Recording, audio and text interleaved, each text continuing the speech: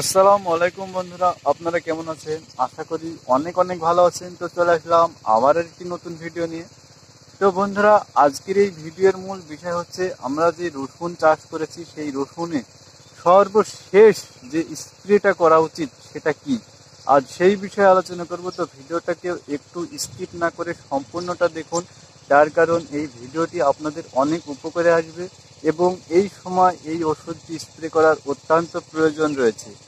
তো বন্ধুরা, এই রসুনটি আমি আর মাত্র 20 থেকে 25 দিন পর রসুনটিকে তুলে ফেলবো বা বাড়ি নিয়ে যাব। তো এই সময় এই রসুনটিতে অন্তত একটি ওষুধ অবশ্যই স্প্রে করা প্রয়োজন। তো সেই ওষুধটি কি?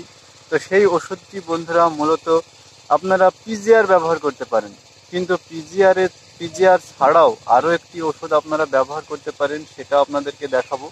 তো বন্ধুরা, প্রথমে পিজিআর এর কথাটা বলি। পিজিআর, কার্ট্রা, টিকটাক, তাবলি এই ধরনের ওষুধগুলো রয়েছে। এগুলো আপনার রসুনটিকে মোটা করতে সাহায্য করবে। রসুনের গুটিটি স্বাভাবিকের তুলনায় মোটা হবে, তাই আপনারা এই ধরনের ওষুধগুলো ব্যবহার করতে পারেন। কিন্তু এই টিকটাক, তাবলি, কার্ট্রা এই ওষুধগুলো ব্যবহার করলে একটি সাইড ইফেক্ট রয়েছে। সেই বিষয়ে আমি একটি নতুন ভিডিও বানিয়েছি, এই চ্যানেলে আপলোড করা হয়েছে। তার লাভ, ওটা ব্যবহার করার পরে কতটা লাভ হবে কতটা ক্ষতি হবে সেটা ওই ভিডিওতে আলোচনা করা হয়েছে, জেনে নেবেন। কিন্তু এগুলো ছাড়াও 20 থেকে 25 দিন মানে পরের ওষুধটি তুলতে হলে আরেকটি ওষুধ ব্যবহার করা যায়। সেটি হলো খুব সস্তা একটি ওষুধ, যেমন আমি ব্যবহার করলাম বাম্পার। এটি মূলত আদামা কোম্পানির ওষুধ। এটি খুব সস্তা ওষুধ।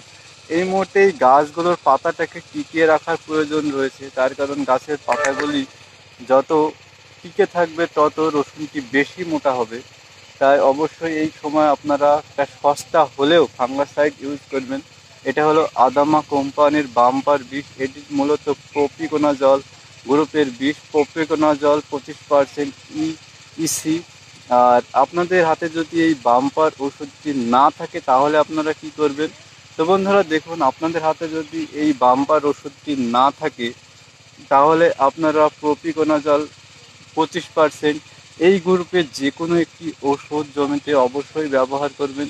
তার কারণ এখন শেষ পর্যায়ে। আপনারা হয়তো ভাবছেন যে 20 থেকে 25 দিন পরে তুলবো, তো এখন ফাঙ্গাসাইড দেওয়ার কি প্রয়োজন আছে?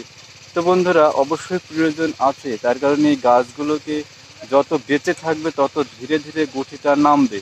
আরেকটি কথা বন্ধুরা, আপনারা যদি জমিতে পিজিআর ব্যবহার করেন তাহলে এটা ব্যবহার না করলেও চলবে। তার কারণ পিজিআর এর কাজ হচ্ছে গুটিটিকে মোটা করা, মানে অতি তাড়াতাড়ি মোটা করা। আর বাম্পার বা টিল জাতীয় গ্রুপের বিষের কাজ হচ্ছে আপনার গুটিটিকে ধীরে ধীরে মোটা করা, গাছটাকে বাঁচিয়ে রাখা, গাছটা মানে গাছের পরিমাণে গুটিটিকে মোটা করা।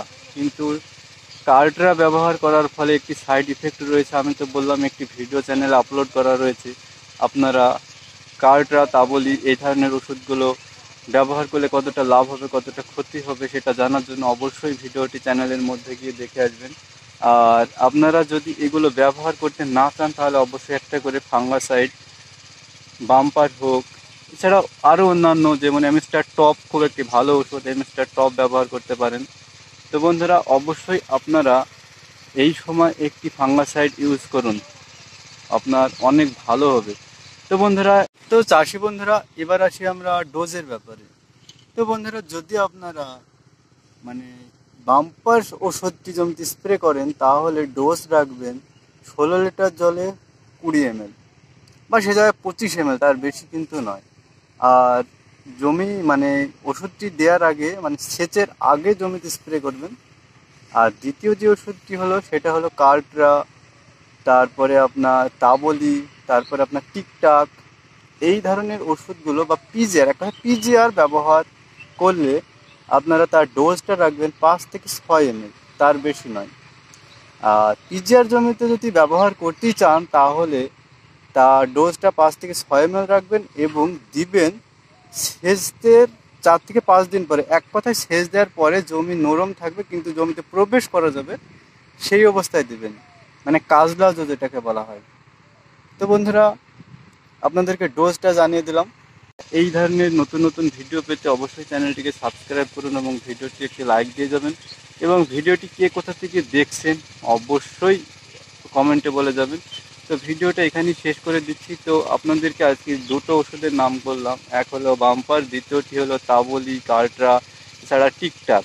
আপনারা যদি এই প্রোপাকোনাজল গ্রুপের মানে ওষুধ স্প্রে করেন তাহলে ওগুলো স্প্রে করার দরকার নয়।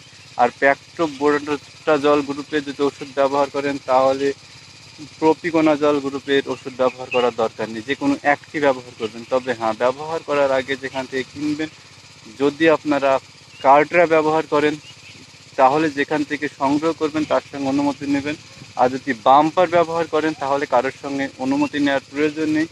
আমার কথা মতো জমিতে এই বাম্পার ওষুধটি ব্যবহার করে দেখুন, আপনারা অনেক ভালো রেজাল্ট পাবেন। এটা মূলত আদামা কোম্পানির। আর প্রোপিকোনাজল গ্রুপের ওষুধ খুব ভালো ওষুধ, খুব সস্তা ওষুধ। তো ধন্যবাদ ভিডিওটি সম্পূর্ণ দেখার জন্য। আপনার দিনটি শুভ হোক।